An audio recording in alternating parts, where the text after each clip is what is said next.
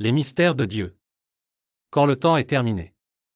Dieu aime nous poser des énigmes, car une fois résolu, il est plus facile de l'intégrer à notre connaissance et à notre comportement. Si nous nous contentons de le lire, nous pouvons facilement l'ignorer et l'oublier.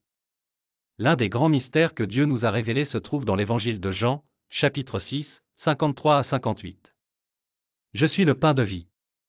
Jésus leur dit, en vérité, je vous le dis, si vous ne mangez la chair du Fils de l'homme et si vous ne buvez son sang, vous n'avez pas la vie en vous-même. Celui qui mange ma chair et boit mon sang a la vie éternelle, et je le ressusciterai au dernier jour. Car ma chair est la vraie nourriture et mon sang est le vrai breuvage. Celui qui mange ma chair et boit mon sang demeure en moi, et moi en lui. De même que le Père qui est vivant m'a envoyé, et que je vis par le Père, de même celui qui me mange vivra par moi. Ceci est le pain qui est descendu du ciel. Il n'en est pas de même de vos pères qui ont mangé la manne et qui sont morts, celui qui mange ce pain vivra éternellement. Les Juifs ne pouvaient pas comprendre, car ils ne pouvaient le voir que d'un point de vue matériel. Vu sous cet angle, personne ne peut le comprendre. Cherchons un autre indice, Luc 22, 19-20, puis il prit du pain, rendit grâce, le rompit, et le leur donna, en disant, « Ceci est mon corps, donné pour vous, faites ceci en mémoire de moi. » De même, après le souper, il prit la coupe et dit, « Cette coupe est la nouvelle alliance en mon sang, versée pour vous. » Les apôtres se souvenaient peut-être de ces paroles de Jésus, pour avoir la vie éternelle, il faut manger son corps et boire son sang. On comprend que Jésus leur ordonne de partager le pain et le vin ensemble en mémoire de lui, de son sacrifice sur la croix, afin que nos péchés soient pardonnés. Jésus a donné son corps pour nous. Et la seconde coupe est la nouvelle alliance en son sang, versée pour nous. Tout cela dans la même coupe, il n'y en a pas de différente. Même à ce moment-là, ils ne comprenaient pas l'ampleur des paroles de Jésus. Ce n'est que lorsqu'ils le virent mis en pièces sur la croix, sans effusion de sang, car il avait versé tout son sang, qu'il était à la place de l'agneau de l'Holocauste que les Juifs offraient au temple pour la rémission de leurs péchés. C'est pourquoi Jean-Baptiste appelle Jésus l'agneau de Dieu qui enlève le péché du monde. Les disciples comprirent encore mieux en le voyant ressuscité, ils comprirent qu'il leur avait toujours parlé de son sacrifice pour la rémission de nos péchés.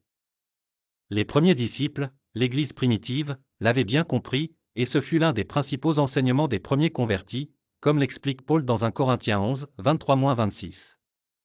Car j'ai reçu du Seigneur ce que je vous ai aussi transmis, le Seigneur Jésus, dans la nuit où il fut livré, prit du pain, et, après avoir rendu grâce, le rompit, et dit, « Prenez, mangez, ceci est mon corps, qui est rompu pour vous. Faites ceci en mémoire de moi. » De même, après le souper, il prit la coupe, et dit, « Cette coupe est la nouvelle alliance en mon sang. Faites ceci, toutes les fois que vous en boirez, en mémoire de moi. » Ainsi donc, chaque fois que vous mangez ce pain et buvez cette coupe, vous annoncez la mort du Seigneur, jusqu'à ce qu'il vienne. Précisons, que veut dire Jésus par « vie éternelle » ? Le verset 49 de Jean s'y dit, « Vos pères ont mangé la manne dans le désert et sont morts. » Même lorsqu'ils ont mangé le pain des anges, les Juifs sont morts dans le désert, car la matière a une fin, et rien de matériel ne peut arrêter ce destin. Et Jésus l'explique au verset 6h35. Jésus leur dit, « Je suis le pain de vie. Celui qui vient à moi n'aura jamais faim, et celui qui croit en moi n'aura jamais soif. 50 Ceci est le pain qui descend du ciel, afin que quiconque le mange ne meure point. 51 Je suis le pain vivant qui est descendu du ciel. Celui qui mange ce pain vivra éternellement.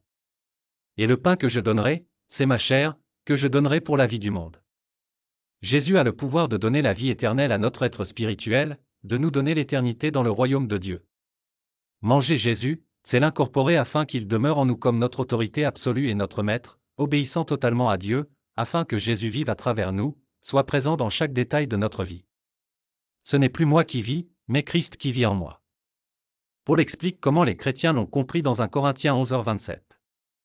Par conséquent, quiconque mange ce pain ou boit cette coupe du Seigneur indignement sera coupable d'un péché contre le corps et le sang du Seigneur. De nos jours encore, les communautés des églises issues de l'Église primitive se réunissent chaque jour pour célébrer la Sainte Seine. Parmi elles, on trouve les églises orthodoxes, coptes, syriennes, maronites, arméniennes et catholiques romaines.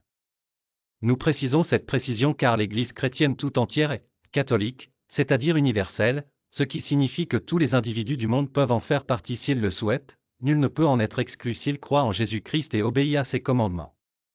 Plus tard, on a différencié ces églises en églises romaines, byzantines, grecques, coptes, russes, etc. Il existe des différences dans les rituels de commémoration, mais ce n'est pas le rituel lui-même, il s'agit pour chaque chrétien de revivre chaque jour l'immense amour de Dieu. En général, cela commence par la reconnaissance de notre condition de pécheur et la supplication au Seigneur de nous pardonner. Dieu est glorifié, le credo est répété et des passages de l'Ancien et du Nouveau Testament sont lus, la dernière lecture faisant partie des évangiles. Le prêtre explique les textes, puis est célébré ce que les catholiques romains appellent la liturgie eucharistique. En tant que catholique romaine, je partage quelques prières. Prière sur les offrandes, accorde-nous, Seigneur, de participer dignement à ces saints mystères, car chaque fois que nous célébrons ce mémorial de la mort de ton Fils, l'œuvre de notre rédemption s'accomplit. Le Seigneur est exalté par le Sanctus Domini Deus. Préface 1 de la très sainte Eucharistie. Sacrifice et sacrement du Christ. En vérité, il est juste et équitable, notre devoir et notre salut, toujours et en tout lieu, de te rendre grâce, Seigneur, Père Saint, Dieu Tout-Puissant et Éternel, par le Christ, notre Seigneur, véritable et unique prêtre. Lui qui, en instituant le sacrifice de l'alliance éternelle, s'est offert en victime de salut et nous a commandé de perpétuer cette offrande en mémoire de lui. Sa chair, sacrifiée pour nous, est la nourriture qui nous fortifie, son sang, versé pour nous, est la boisson qui nous purifie.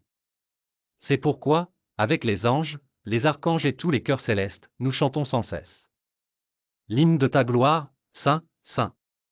Ensuite, on récite la prière que notre Seigneur Jésus-Christ nous a enseignée, le Notre Père, puis chacun donne la paix.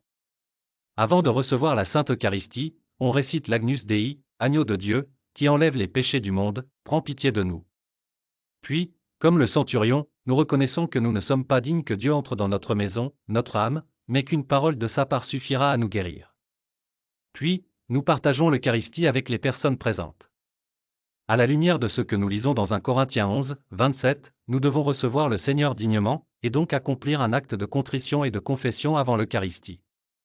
Ceux qui ne sont pas habitués à ces rites peuvent ne pas les comprendre, ils sont tous basés sur la Bible et on peut changer depuis les débuts de l'Église.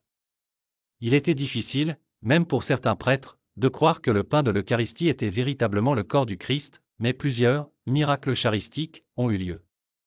Cela est dû au fait que l'hostie consacrée saigne et a même été décrite comme se transformant en muscle cardiaque. Plusieurs de ces miracles ont été confirmés par la science. Enfin, deux détails importants. 1. Jésus a dit dans Jean 6h44, « Nul ne peut venir à moi, si le Père qui m'a envoyé ne l'attire, et je le ressusciterai au dernier jour. » 45. Il est écrit dans les prophètes, et ils seront tous enseignés de Dieu.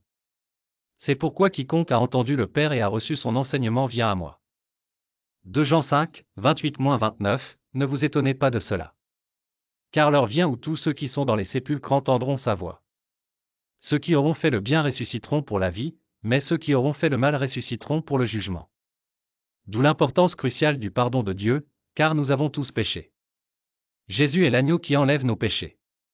Croire et accepter cela est notre passeport pour la vie éternelle avec Dieu.